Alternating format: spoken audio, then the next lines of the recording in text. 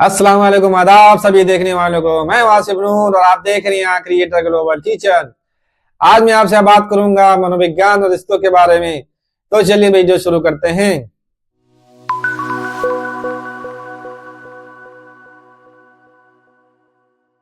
हर रिश्ते में उतार चढ़ाव आते हैं, लेकिन असली मायने रखता है कि आप और आपके साथी नियमित रूप से कैसे बातचीत करते हैं।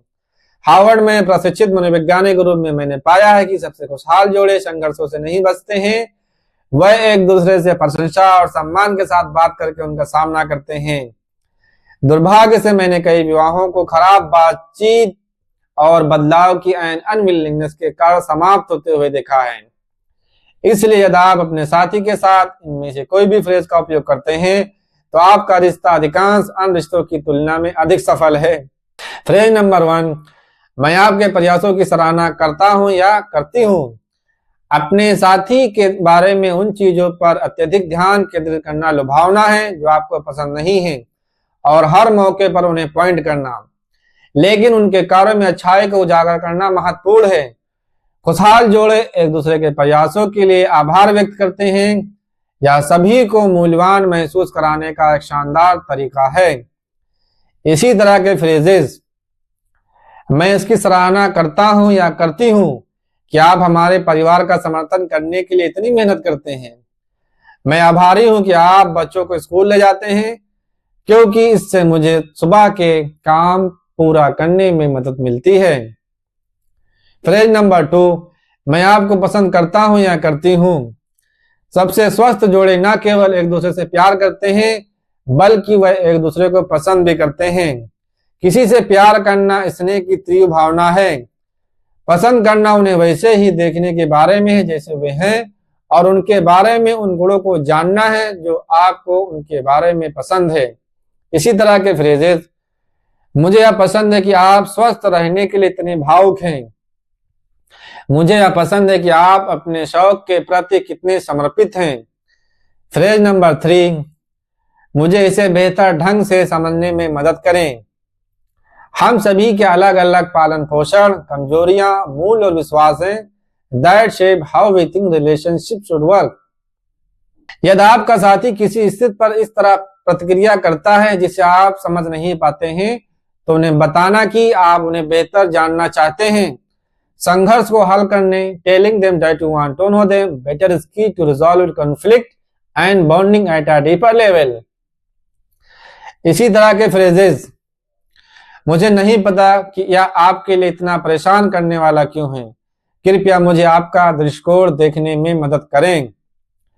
मैं इसके माध्यम से एक साथ काम करना चाहता हूं या चाहती हूं, और ऐसा करने के लिए मुझे आपको बेहतर ढंग से समझने की जरूरत है। फ्रेज नंबर 4, मैं सुन रहा हूं या सुन रही हूं।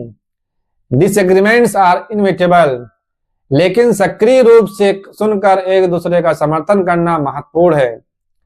आपको अपने सही होने की इच्छा या to get your point across long enough to hear and empathise with your partner perspective, ताकि आप अपने साथी के दृष्टिकोण को सुन और सहानुभूति दे सकें।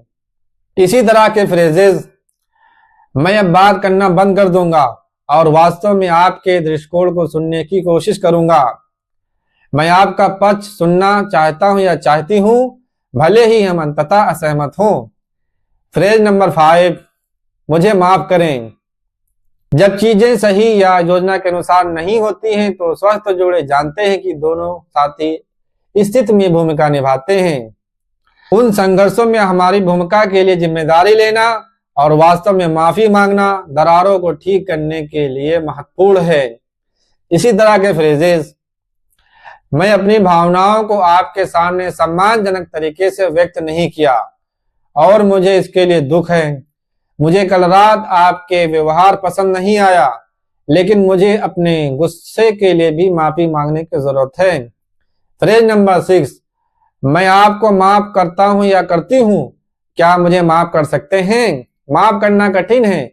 इसके लिए कमजोर होना, आपको दर्द पहुंचाने वाली चीज को जाने देना, अपने साथी के प्रति अपनी भावनाओं को बदलना आवश्यक है। लेकिन अध्ययनों से पता चला है कि क्षमा करना अभ्यास करने वाले जोड़ों को लंबे मोर सेटिस्फाइंग रिश्तों का आनंद लेने की अधिक संभावना होती है।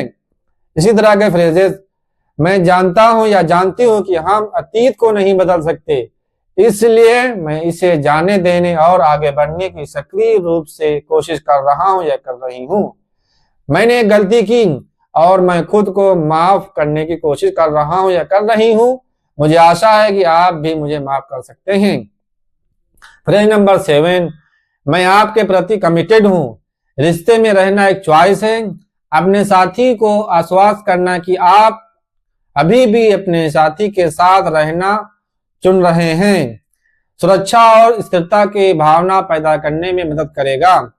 इसी तरह के फ्रेजेस, यहां तक कि जब समय कठिन होता है तब भी आपके साथ रहना चुनता हूं या चुनती हूं। मैं यहाँ हूं और मैं इसे आपके साथ काम करना चाहता हूं या चाहती हूं। हम एक टीम हैं। फ्रेज नंबर 8, चलो कुछ मजाक करते हैं। यदि आप तनावपूर्ण क्षणों के दौरान हास या एक दूसरे को शरारती ढंग से चिढ़ा सकते हैं तो आपका रिश्ता आपकी सोच से अधिक मजबूत हो सकता है। सबसे खुशहाल जोड़े, ऑथेंटिक स्माइल, मूर्खतापूर्ण मजाक, हल्के फुल्के मजाक के लिए मूड बाय फाइंडिंग रूम तनाव को तोड़ने और मूड को फिर से कैलिब्रेट करने में सक्षम होते हैं। इसी तरह के फ्रेजेस, हमें कुछ ताजी हवा लगनी चाहिए, आज कुछ मजेदार करना चाहते हैं, मुझे पता है आई एम लॉट समटाइम्स, चलो कठिन विषयों से ब्रेक लें और कॉमेडी देखें।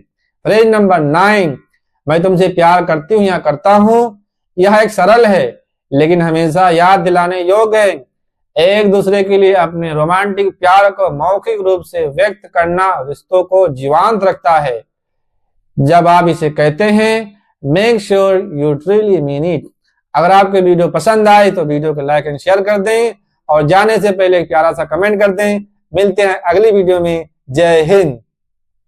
Hello viewers, I'm Asif Noor. You are watching a Creator Global Teacher. Today I will talk about to you psychology in relationship. Okay, let's start. Every relationship has its patches, but what really matters is how your partner interact on a regular basis. As a Harvard-trained psychologist, I have found that happiest couples don't avoid conflict; they navigate it by speaking to each other with appreciation and respect. Unfortunately, I've seen a lot of marriages in due to poor communication and an unwillingness to change. So, if you use any of these phrases with your partner, your relationship is more successful than most others. Phrase number 1, I appreciate your effort. It's tempting to become only focused on things you don't like about your partner and to point them out at every chance you get. But it's important to highlight the good in their actions. Happy couples express gratitude for each other's efforts. It's a great way to make everyone feel valued. Similar phrases. I appreciate that you work so hard to support our family. I'm grateful that you take the kids to school because it helps me get things done in the morning. Phrase number 2, I like you. The healthiest couple don't just love each other, they like each other too. Loving someone is an intense feeling of affection. Liking is about seeing them for who they are and acknowledging the attributes you enjoy about them. Similar phrases. I like that you are so passionate about staying healthy. I like how devoted you are to your hobbies. Phrase number 3, help me better understand this. We all have different upbringings, vulnerabilities, values and beliefs that shape how we think relationships should work. If your partner reacts to a situation in a way that you don't understand, telling them that you want to know them better is key to resolving conflict and bonding at a deeper level. Similar phrases. I don't know why this is so upsetting to you. Please help me see your perspective. I want to work through this together and I need to understand you better to do that. Phrase number 4, I am listening. Disagreements are inevitable, but it's important to still support each other through active listening. You have to be willing to suspend your desire to be right or to get your point across long enough to hear and empathize with your partner's perspective. Similar phrases. I'll stop talking now and really try to listen to your point of view. I want to hear your side of things even if we ultimately disagree. Phrase number 5, I'm sorry. When things don't go right or as planned, healthy couples know that both partners play a part in the situation, taking responsibility for our role in those conflicts and genuinely apologizing is critical to repairing rifts. Similar phrases. I didn't communicate my feelings in a respectful way to you, and I'm sorry for that. I didn't like the way you acted last night, but I also need to apologize for lashing out. Phrase number 6. I forgive you. Can you forgive me? Forgiveness is hard. It requires being vulnerable, letting go of something that caused you pain, and changing your feeling towards your partner. But studies have shown that couples who practice forgiveness more likely to enjoy more longer, more satisfying relationship. I know we can't change the past, so I'm actively trying to let it go and move forward. I made a mistake. I'm trying to forgive myself.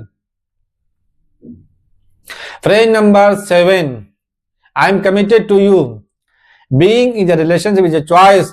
Reassuring your partner that you are still choosing to be with them and to work through challenges will help create a sense of safety and stability. Similar phrases, even when times are tough, I still choose to be with you. I am here and I want to make this work with you. We are a team. Phrase number 8. Let's have some fun. If you can find humor or playfully tease each other during tense moments, your relationship might be stronger than you think. The happiest couples are able to break tension and recalibrate the mood by finding room for an authentic smile, silly banta, light-hearted joke. Similar phrases, we should get some fresh air. Want to do something fun today? I know I'm lost sometimes. Let's take a breather from the top topics and watch a comedy. Phrase number 9. I love you. This one is simple but always worth reminding. Verbally expressing your romantic love for one another keeps the relationship alive. And when you say it, make sure you truly mean it. If you like this video, like and share. Before leaving, leave a lovely comment. See you in the next video. Jai Hind.